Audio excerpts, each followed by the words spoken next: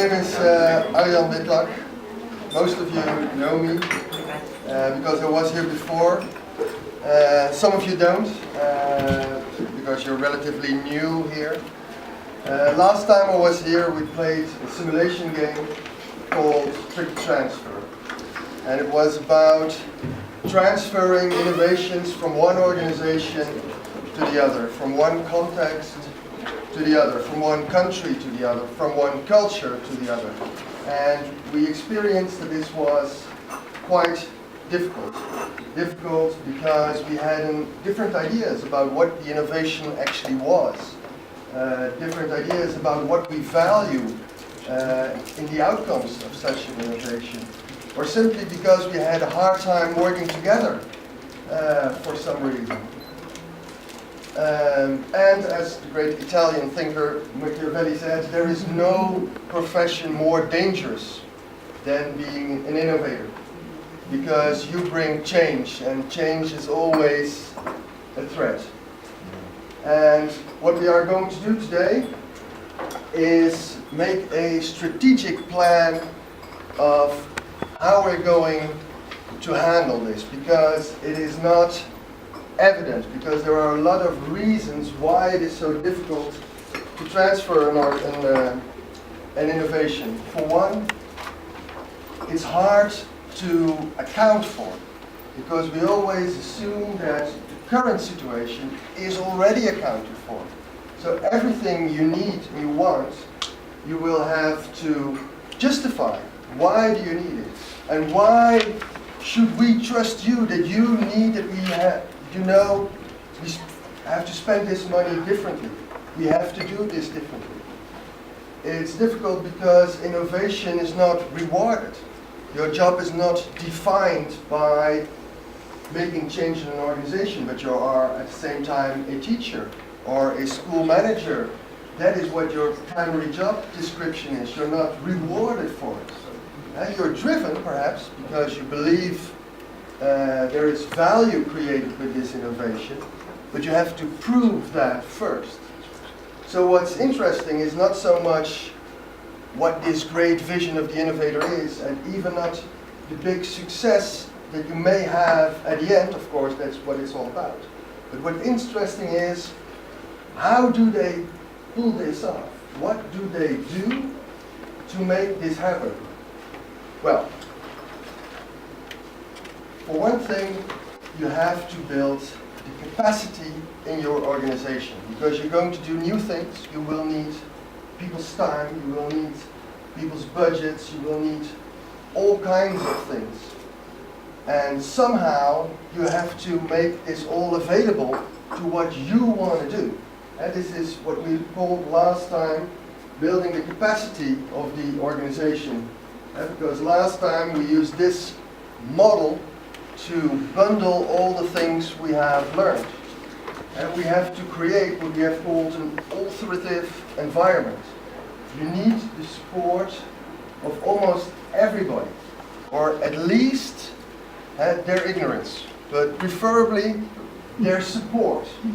Not only the people above you who actually authorize what you do, but also the people next to you, your partners, that can help you creating capacity, because they can do part of the work, part of the activities, part of the telling about the vision you have, and also of the people below you.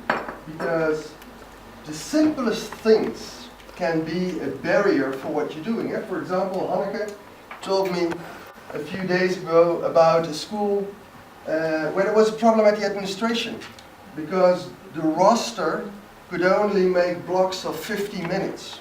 The software was not capable of doing it anything otherwise. This seems so trivial, but on the other hand, it is a problem. And the person who you are working with experience this as a problem. So somehow you will have to convince this person he is not fighting against you. It's not you who is creating a problem for him, but you're going to stand next to him and face the problems together. And you have to make him your ally. That is what we are going to strategize about today. And of course, you have to have a good value proposition.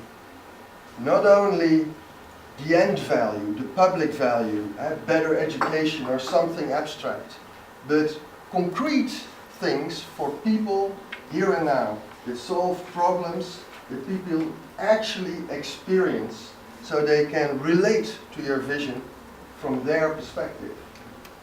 So what is your tool? As Hanneke just said, actually you only have one tool, and that is talking. And you communicate with people. Somehow you have to send a message to some target audience. And of course this doesn't have to be the same message time and over again. Sometimes you address teachers, for example, with a message which concerns their context. Sometimes you address management with a message that addresses their context. And more importantly, not only their context, but also their interest. You have to build a relationship with their context so they understand not only your big solution, but what it means for them and their job at that moment. That is the relationship you have to build in this message. It's also called framing or managing meaning. For simplest example is that if you have a new medicine, for example, and you say, well, if you take this medicine, 20% of people dies. Probably there are few doctors who are going to prescribe this medicine if you present it like that. On the other hand, if you say, well, if you take this medicine, 80% gets better, well, that's a completely different message. That is what's managing meaning. It's framing the subject. Something that seems a problem can seem a solution with just a few different words. That is what relationship between message and audience is about. Of course, we do this because we want some concrete result. We want something from these people. For example, their time, or their budget, or I don't know what. Or perhaps we can make them partners. And so we grow our operational capacity. And you see that this communication process is the same as the strategic triangle we saw earlier. And this creating of the authorizing environment is this communication process. So, the art of making a start with innovation is mainly making a case for what you are doing, framing the subject, finding allies, informing people. And one of the things you could do is form a community of practice, a group of people who actually discuss concrete problems, concrete examples in their context, and they can share ideas how to solve those problems, how to work together, spare time, I don't know what. There are many possibilities these days to do such a thing. Has everybody here ever heard of Skype? Yes? Nobody not? Okay. Well, Google Hangout is a bit like Skype with two differences. You can not only have a conference meeting, you can do that with Skype as well, with the Google Hangout. You can also record it and stream it to YouTube. And you can watch it live. It's called Google Hangout On Air. You can stream it to YouTube. People can take a subscription on that. They get notified when you have another video.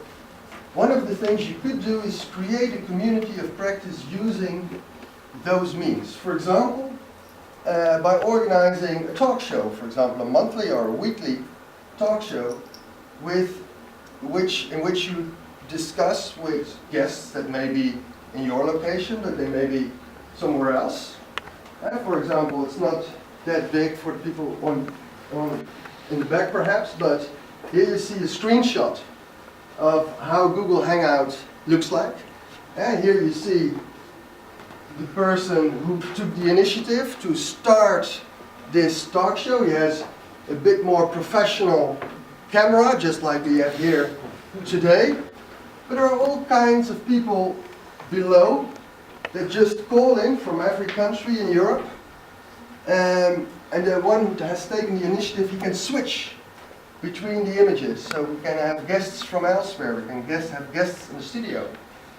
And people can be notified that they watch the broadcast live, but of course it can also be streamed to YouTube so people can watch it later. And of course you can continue the discussion online via Facebook, via Twitter or whatever. That is the basic idea. I'll show you a short video that gives an impression of the technology behind it. Feeling some kind of way I can't explain, but I give it one more try. My heart's racing and my legs are shaking now. I'm trying to understand, but I can't control my eyes. I'm hanging out on the Great Barrier Reef. Follow us on Google Plus to myself and others launch our exciting new project to reveal the ocean. We're here to sing for this beautiful woman who is having her birthday in the hospital. Happy birthday! It's a really wonderful thing that we can all be together here like this. Who wants to make the first suggestion? Duncan from the Great Pro.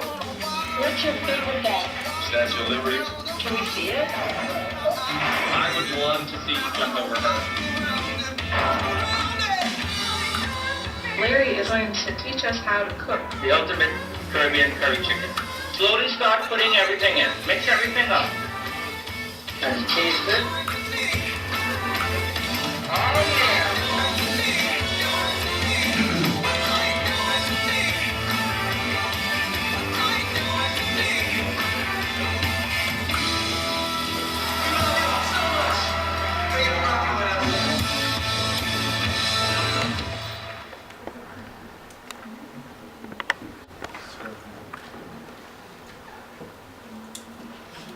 Okay, what we are going to do today is not so much bother about this technology, because you can read about it all on the internet. What we are going to do is not talk about this basic idea, because it's a nice idea, of course, but there are hundreds of hours uploaded to YouTube every day, so you will have to do more to have an impact, and you have to do more to give this substance and content. And that is what we are going to do today. We are going to make a master plan for this, with everything in it. The marketing, how are we going to reach our target audience? A communication plan, because communication is more than marketing alone. We need to have subjects, we have to frame these subjects, we need a director, we need a format, we need a clear idea of what we are going to do. And therefore we will have 3 teams. The red-green team, the blue team, and another team, what color is it? Blue. And each team has several of these roles. We have a director. A director is like Steven Spielberg, and he says, start the camera, start talking now. He's the one that's organizing the players, who also make sure that, for example, your presenter is an upbeat guy, and not somebody who sits and talks slowly, because that's going to be boring. He's the one who defines the frame, because the way you shoot something has a lot of influence on how people perceive it, and even how people are actually talking. If you're going to sit very close together, you will have a natural tendency to talk faster and not look at each other.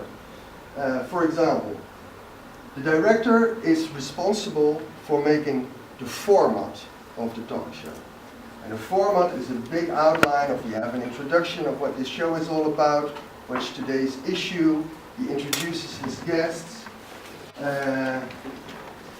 Making a format is the prime angle of the director. Of course we have a presenter. This is the face of the talk show. And it's more than just asking questions.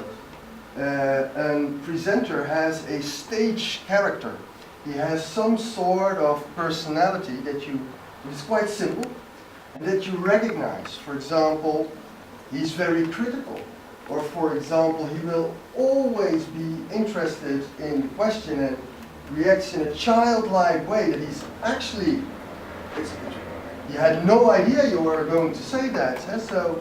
And he will always ask the questions you as a viewer have, so you have to think about what is this stage character of the anchor. Of course, we have a script writer, because a talk show seems like a spontaneous discussion. Well, it's not. It's just written down, and of course people can make a variation on what they are going to say, but the main line is written down. That's why people seem so intelligent. We have a researcher, because this framing thing, for that you need to know the interests of your audience, the interests of the receiver of your message.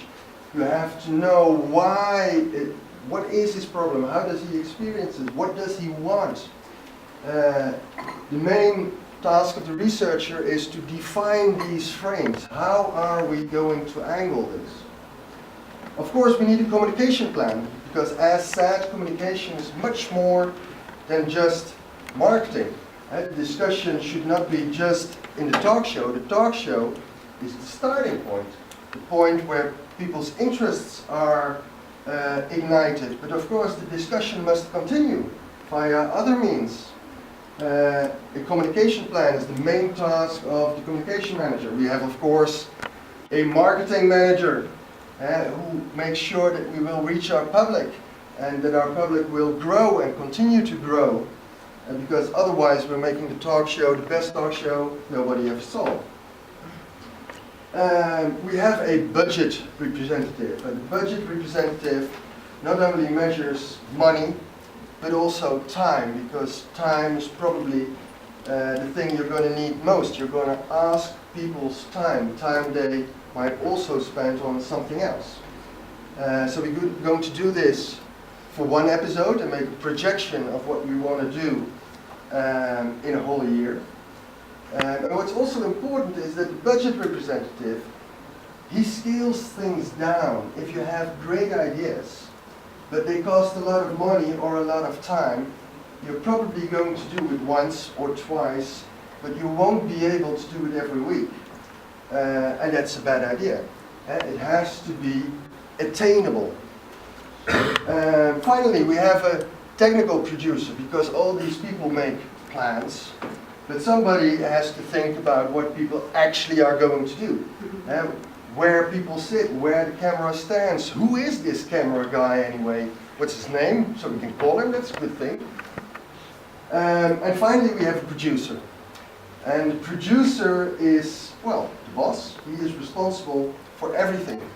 And his responsibility will be to integrate all these plans into one master plan and present it to us in 5 minutes. So, we are going to work until 15 minutes past 12. After lunch, at 1:45, we will have first, each group does a presentation, a talk show, at the, so to say, the premiere. And we won't use internet, we will film it. Of 5 to 10 minutes, tops, preferably 5. That could be live. You can also have guests from other countries. You just say, yes, you're on. It can all be done in 5 minutes. What we are going to do as a group, and the other teams, so to say, we are going to analyze what was their message, what was their target audience, what was the frame in which they presented this subject, what they intended to attain with this. And after that, the producer will present his master plan so we can see if we were right and if they succeeded. We will do this 3 times. It will take about an hour, and finally We'll do a wrap up. So this is how the day will look like until 12:15. The red line is me talking, that's right now. You all have had a role description and 3 cards. On these 3 cards we will fill in the top one in a short while. Because what we are going to do is we're going to make an inventarization of concrete actions we need to take in our contexts at home. So we will have 90 potential subjects for our talk show. And after we've filled in the top line, we're going to move them around, and everybody is going to write down an objection. Not their objection per se, but an objection from somebody in your organization. For example, the guy who makes the rosters. Well, and when somebody has filled in, well, the organizational change I need to make is changing the rosters in half-day blocks. Well, an objection could be, well, the guy at the administration is going to have a difficult time with that, for example. Next, each team has the same rules. First, we are going to start with the same rule meeting. So if you're a producer, you're going to meet with the producers from the other teams, just to have a deeper understanding of what your task is, of what a producer should do, how a master plan should look like, so you have an idea, a better understanding of what your role is all about. After that, we will have a team meeting. I will provide the producer with 5 issues from each of the other groups. So you can discuss these issues, you can wonder, can you relate to these issues? Are they relevant? Do we believe they are relevant? Can we make a series of them? So you're going to choose 2 of these issues. And you're going to share the different perspectives in your team on what should be in the master plan, because we have several plans that should be combined into it. So after that, we're going to work individually, in the sense that you're going to do your task for both these issues. You have 15 minutes for that, and of course you can coordinate this, because a format has a lot to do with the script. So of course you're going to coordinate this with your team members. Finally, we have a second team meeting, and then we're going to integrate all this in one master plan for one pilot episode. So you choose one issue and you combine the best of everything into one plan. Then you have 10 minutes to rehearse your talk show premiere, and then you can have lunch. So, let's start with the first thing, and that is the cards. Please fill in the top question. And we have a question about a concrete action that is needed in your organization concerning organizational change. There is one question about concrete actions you think are necessary in the transfer process. And finally, there, read it for yourself. Take 2 minutes.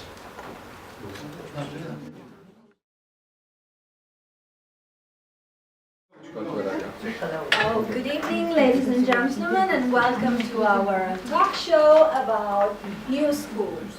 Today we are going to speak about BPL school, and in particular we are going to start with a very touching story. We have some special guests, teachers, principal, but my focus will be starting with Alina. So would you share please something, your experience, your story with us? Hi everybody, I don't know. I'm from Spain, so I'm sorry if I make some mistakes. I don't speak grammar very good. I don't know, I'm a shy girl, so I can read or... Can we do? It's up to you. Okay, thank you. My life was very hard. I was an adopted child. and I wasn't treated very good. So I'm sorry, I'm so hurt. My foster family. I have to leave from there because I wasn't treated so good. So Okay. just a second, just a second.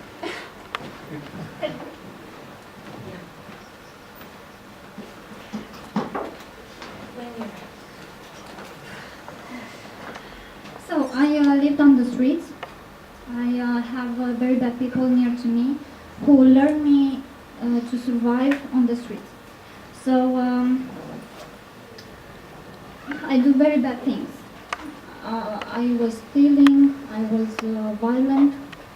Even I look so thin and shy girl.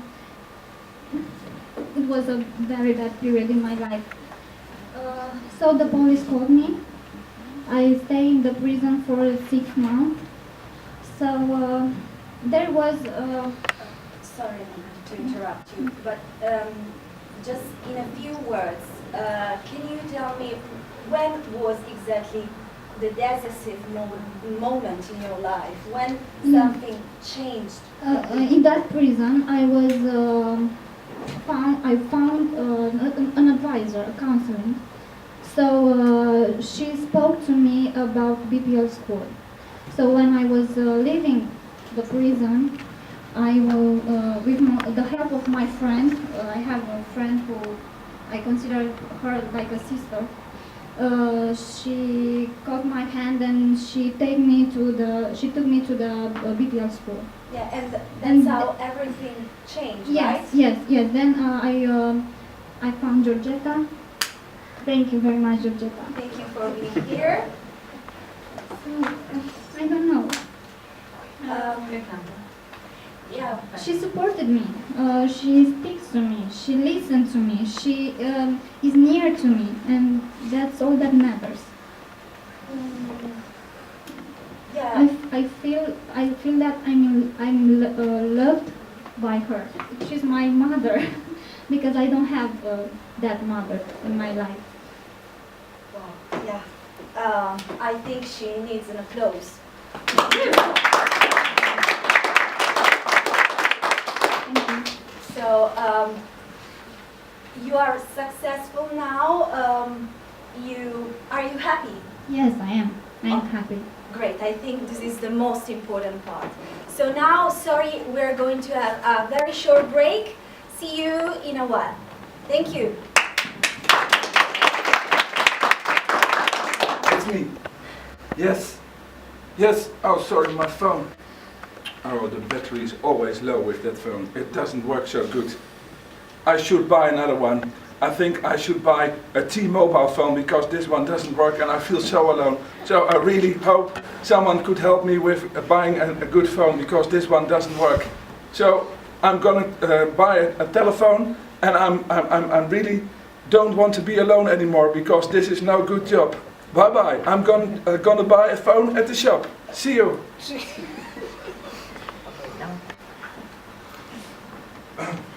Okay, here we are back again. So I think what is important now is to hear the experience of Georgetta, which is Alina's advisor, because I think in BPL school what matters really is relation between people. And so could you tell us something more about your special relationship and how does it work, the advisory structure? Who is an advisor? An advisor in our school, in the BPL school, is a teacher who usually takes a lot of time working with the soul of his children. For example, when Alina came in our school, together with her friend Christina, I was very impressed by her sad eyes and the loss of confidence. So we started an interview which lasted quite a long time, 2 hours or 3, yes. because her story was quite long. After that, I found out her interests, and we started to work together for a plan that we could develop in order to reach her interests. She wants to be a manager of a company, so big dreams, but she would be able. She's quite a clever girl. So the relationship took time, but it's a strong and trustful relationship. That's what we need. Yes, So in trust order to, is really yes. what matters. Whenever she needs me, she calls me and I'm there. I also tried to contact her foster parents and discuss with them, and we are on the right way at this moment. Great. Sorry to interrupt Yes. you. I think it would be interesting maybe to speak about a bit of school culture, because I know you are a principal in a BPL school. So, why school culture is so important, and do we have to involve more our families, the parents? Do we have to create a special feeling, a real community? Yes, well, thank you, Elena. Yeah, of course. We have a very open school community, and the involvement of parents is especially important. We are all equals, so the parents talk to the mentor and the advisors and the students on the same level. And we have a very big contact between the parents and the advisors and the mentors on the work floor and the students as well. So we are all very open. It's like a flat pancake. No hierarchy and no ego. Wow. So, great. Another question maybe. I'm interested to know, how can we make something relevant for our students? You mean in the internships? Yeah. Yeah. Well, Alina was showing a lot of interest for mathematics. She can count, she can loves to handle cash. So it's a girl. So we gave her a job at the local supermarket. She's now a cashier there. She's earning a living on her own. Wow. Thank you. Congratulations, really. Yeah, so now she's self-supported. Before that, she was learning the job. Her interest in mathematics, her interest in cash and in selling, in the supermarket business, in the retail, was all mixed together with her learning goals on mathematics, on client communication, all that sort of thing. Learning in the real world. Yes. Okay, I think we will have a short break. See you in a while. Hello, it's me again. I'm so happy right now. I went to the T-Mobile shop, but there was no T-Mobile shop.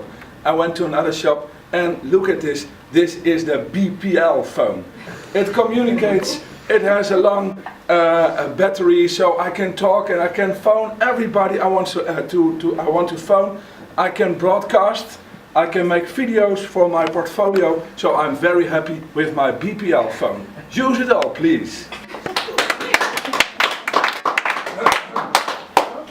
Here we are back again.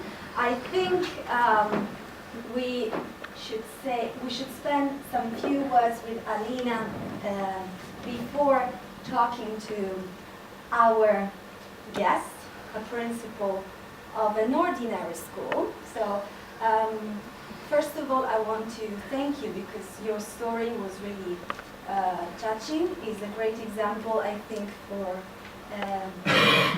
our students, because you are the evidence that if you have the right, if people trust you, you can really change and be motivated to. So, yeah. The last question: are you happy in this precise moment? Yes, I'm happy. What about your plans, your future plans? I don't know to talk about my future plans. I really know that today I'm a cashier. In the past, I didn't know what's going to be my life. I know that I'm an independent woman, and if I can address some words to my. Of course. I want to thank you for all the support. I know I'm a difficult person, so I want to thank from all my heart. Whoa. Thank you. So, last but not least, because you are a special guest as well, what do you think is the key in BPL schools? Why would you turn your school into a BPL one? I mean, what are your ideas, your inspiration, do you think it's possible? Well, I think I'm very impressed for a start. I arrived at the studio and I didn't know anything about big picture learning. But when I heard the story of Alina and I heard the story of the advisor and the principal who are working together, I think for me that's inspiring. But there's also a but. At my school there are a lot of colleagues who don't work together. And there are a lot of students, for instance, my voice is gone because I shouted to a student very loud. So I think it's difficult for us to change the school. So I would like to ask you, how can you help me? Where should I start? Well, that's really interesting. I think everybody should think about this question. Everybody should think about what we heard tonight. And if you are really interested, if you want to change something, please don't miss our next episode. So see you next week, same channel, maybe with different people, but see you. Thank you for being here.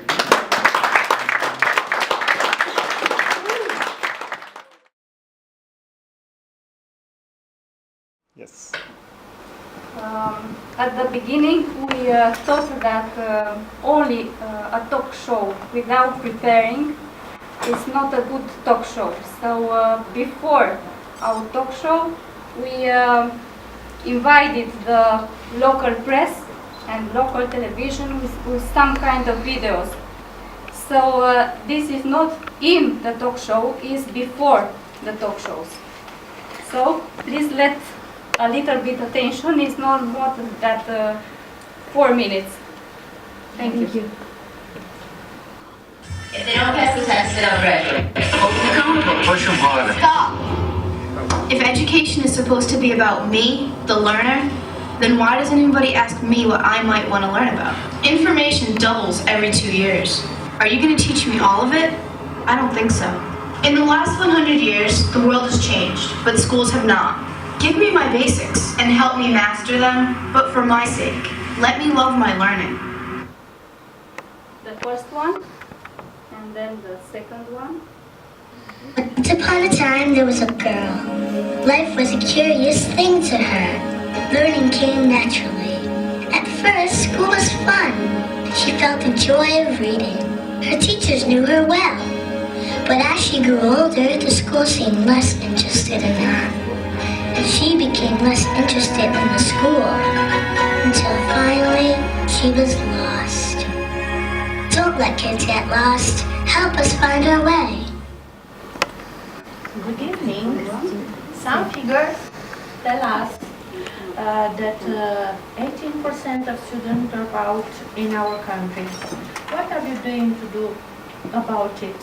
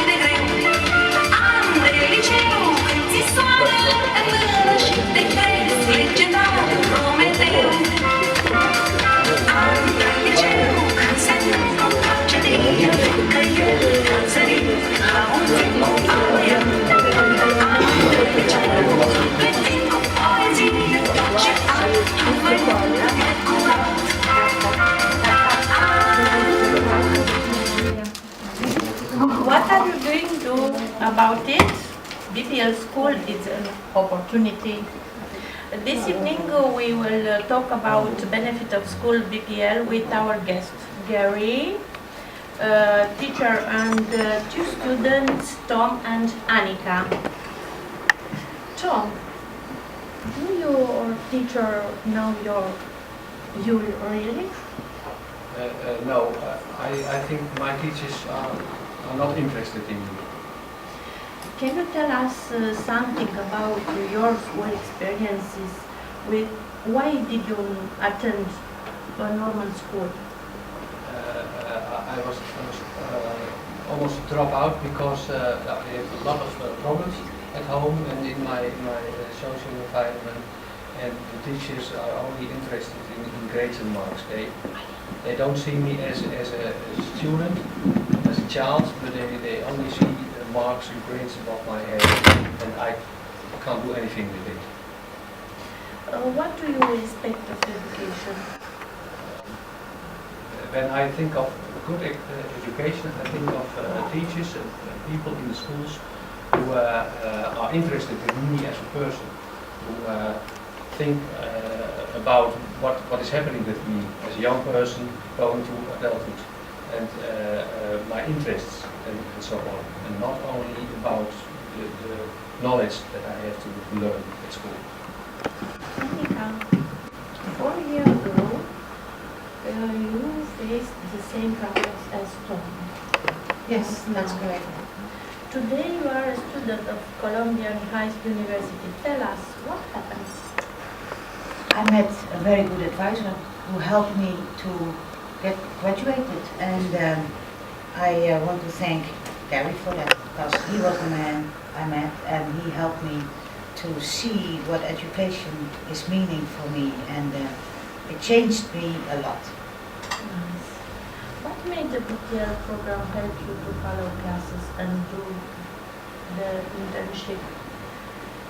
The BPL classes and the internship. In the internship, I learned I learned what is really important in life, and that are other things than what I thought that was important. But in the internship, they showed me that it's good to be in time, and it's good to be careful for people, and it's good to respect other people's things. So that's what the internships learned me, and they started with really is interesting for me, and it's Gary who showed me what I thought was very interesting, because I didn't know what was interesting before. I really didn't know. I did all kinds of things, and I had a good life and I was happy, but I didn't learn anything at the school. That's what you say. It's only marks and figures, and I didn't recognize it, but Gary said you have more. You can do more with your life. So he showed me that my interest is really in dancing, and so I'm now a dancer and studying at Columbia University for a dancing class. Gary, you are the Annika teachers. What is the main element that made Annika come back to your school? Very interesting question. I like to start with a phrase by pilgrimage. Nobody grew taller by being measured. We have a big problem with the students because assessment and marks are like drugs. When you stop to use it, the students stop to study. Because why this? Because they don't like to study, don't like culture, they don't like so. So you have to find on themselves something that like opening a box is interest. When you find it, they can start to love to study, to love the culture. But the marks don't do that. The marks and assessment kill it. Now, please reflect on our discussion we had here. which education system gives teachers the opportunity to build strong, friendly relationship with students? Please send us your answer on www.bpl.org.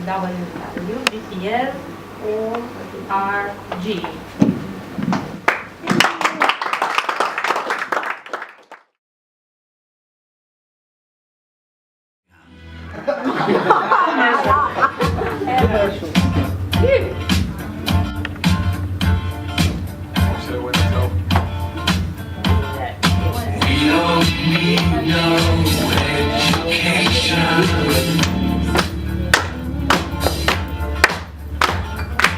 We don't need no thought control.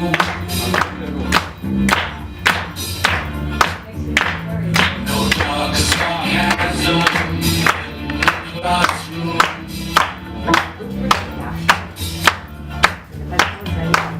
Teacher, leave them kids alone.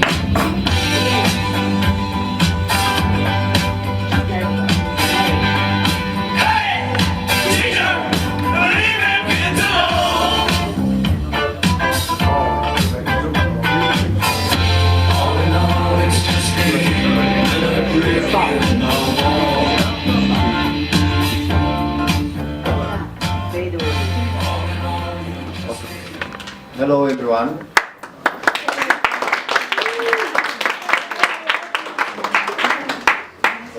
This music was a part of a famous film realized 30 years ago. It described reality that is still present in our days in the educational system. So, for tonight, we are prepared to discuss about the changing and the challenges of our society, of our world, and we have a challenge also in the educational system. So, I'm happy to introduce you a new approach in education named Big Picture Learning, and we want to give you a good example of innovation in education. We invited here a student from BPL, Big Picture Learning School. Please, our guest, Honey.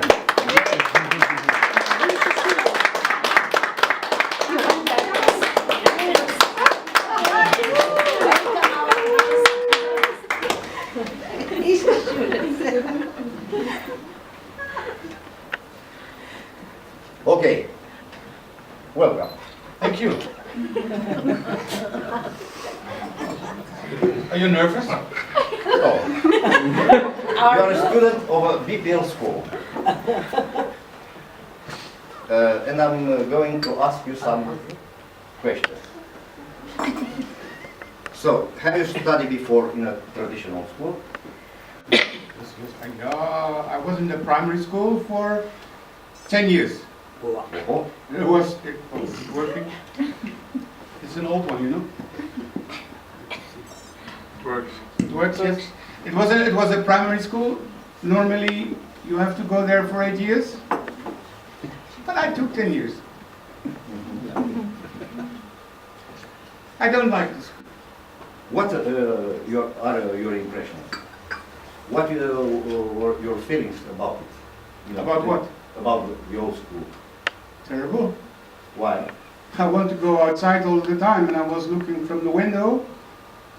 I don't like teachers. Why? I have to do this, I have to do that. Outside is my life, street is my life. So the teacher wants me to sit here and sit there and sit down. I like moving, man. I'm a mover. I'm a street boy. And about learning? About learning, I don't understand nothing. I don't understand. mathematics, grammar, it's bullshit. Why should I learn that? I don't understand why I should learn that. Now you are in a BPL school. Yes. There are differences between the two It's schools? totally different. If you come inside my school, you don't understand nothing. It's different. Why? Because we don't have stupid teachers every hour walking with a big bag.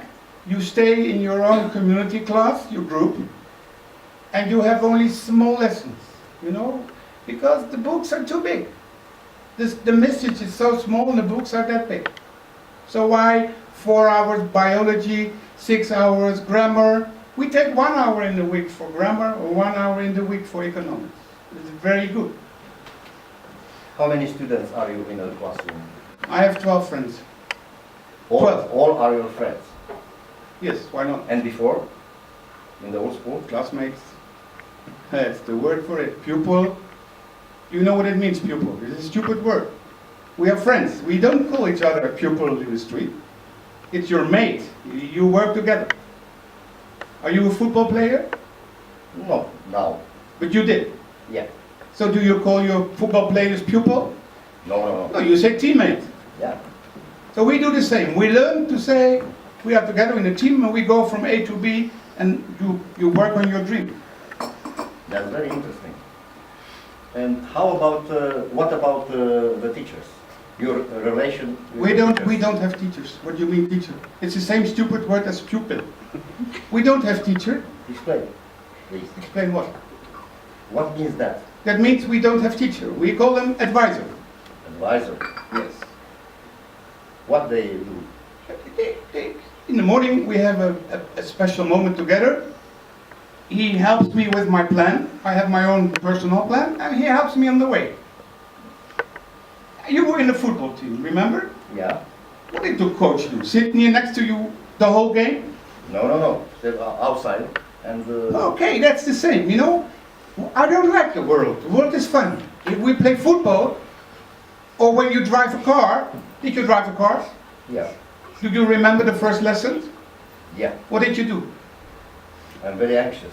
Yes, but you drove away after 2 minutes. Yeah. Okay, so the stupid students now learn in schools that the teacher is showing you how to drive, and you wait 8 years to drive yourself. That's what we learn in our big picture school. We learn to be the driver on the first moment. I make mistakes every day, but I'm a driver. I get responsibility. I love it. Why is the world like this? Football team learning how to drive. Why do we do? Your activity is only in the school or outside? Oh, I told you, it's my mates. I'm a gamer. You don't see? I'm a gamer. I game all day. When I'm free, I game. So what's my activity outside school? Gaming. You know gaming? Yeah, I suppose that. Yes, but have you seen the games? How much you can learn in gaming? It's beautiful, you know. Because I learn in my big picture school, I learn about gaming. I know about industry, about the money making. I learned a lot there. It's very educational. So if you suppose you are a parent, what about to get your children to a BPL school? I would say to every father and mother in this audience, today if you go on holiday with your children, the children are negotiating with the family where to go on holiday. I am sure. When the child is 8 years old, the child is saying where to go on holiday. They negotiate. I would say to every parent, bring your child to a school where they learn to negotiate. It's not anymore a parent say, we go to Paris, we go this. Even dinner is made by the children. They make the choice to eat, today we eat this, we buy that. So I would advise to every parent, choose a school that is the same as in a family. Negotiating, a group feeling, and don't go to the stupid pupils school. Think where you be. And another last thing I would like to say, I had a bad time in primary school, but I still think primary schools is better than secondary schools. Something happens in the world when you're 12 years old, they cut you, and the teacher is there for 8 hours a day, and then suddenly you change every hour to another teacher. What are you doing to us? What are you doing in secondary school? We are the same student. Well, we must change something about your words. So, look at this picture, please. I love it. Why? My friends made it. The Game Boys, we made it. Okay, what do you see there? We see that. What do you see? What do you see? Well, I see a building. What building? New, old? An old, an ancient building. That's education. What do you see else? A brain. What is the brain doing? What is the brain doing? It's walking. It's working. It's moving. How's that? We say life is a journey. I have one of my friends here in the audience. He told me some days ago. Yeah, there you are. Life is a journey, you said. So we say the same. Life is journey. So, and we are very smart, you know, in the street. So the brain is walking, and we say bye-bye to the building.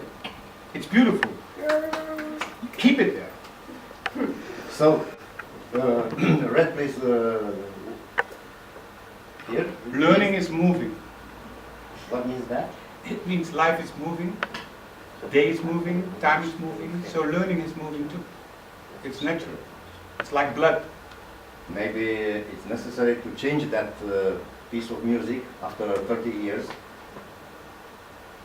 with another one. You know, the good point about the music is after 30 years, it's still strong. Because the message is the same. Break the wall. Here you see they broke the wall. Okay. Thank you very much for your presence and good luck. Thank you very much.